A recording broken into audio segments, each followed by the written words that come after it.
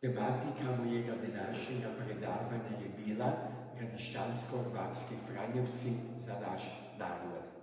I u nekoliko lijed, potom da je sveti Franjo Asiški osnovao rijed i ga je onda i Papa Honorije bi potvrdil, se je u na tlu današnje Ugrske osnovala takozvana Ugrska provincija, kašnje nazvana Marijanska Franjevačka provincija. I ta je tako jako djelovala na naš hrvatski narod. Oni su bili tako jako s našim narodom povezani.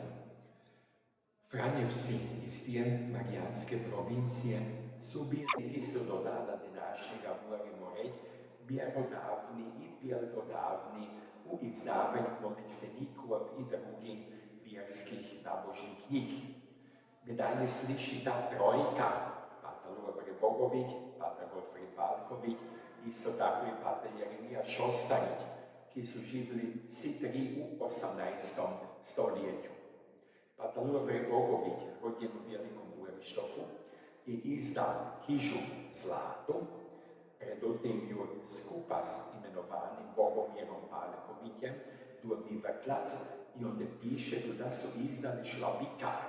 To znači da se moraju mali i veliki v kratkom časi naučiti štat, a s tim onda i moliti.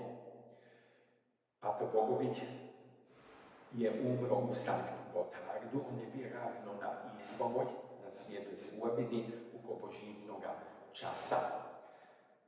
Pater Šostarić je izdao svoj poznati molitvenik Marijansko cvijeće, koje pa onda kašnje i Jože Ficko, prisički farni poznati, pod novim Marijanskim cvijetjem izda.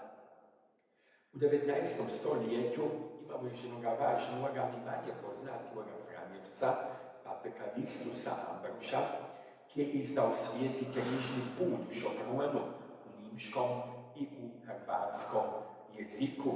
I on piše u predgovoru da u sakojačke molitveni hrvatski knjiga, da se najde u sakojačke riči u križnom putu i tako je on kanio da to bude do si jednako molili.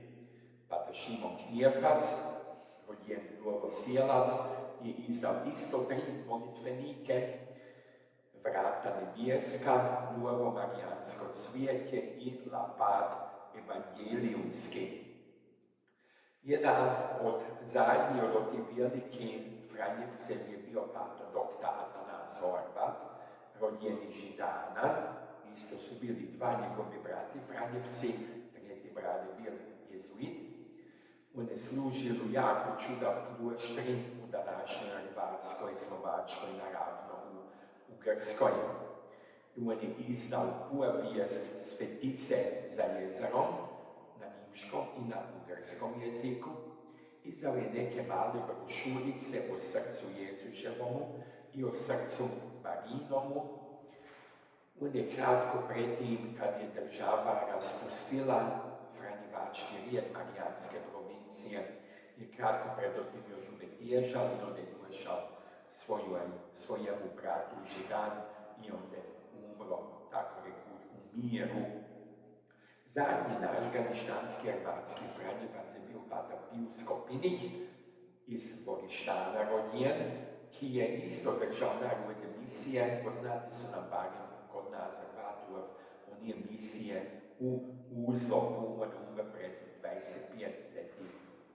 Franjevci su bili u prvom redu za duševnu skrb naših praocev ovdje, kao spomeniki, kod prodikači, kod onih ki su kršćani, ki su pokapali ovdje u susjedski sijali željeznoga i novoga grada Güssinga, ili su i sami pelali neko vrijeme kod administratori ovije fare, kad nisu bile fare zapunjene.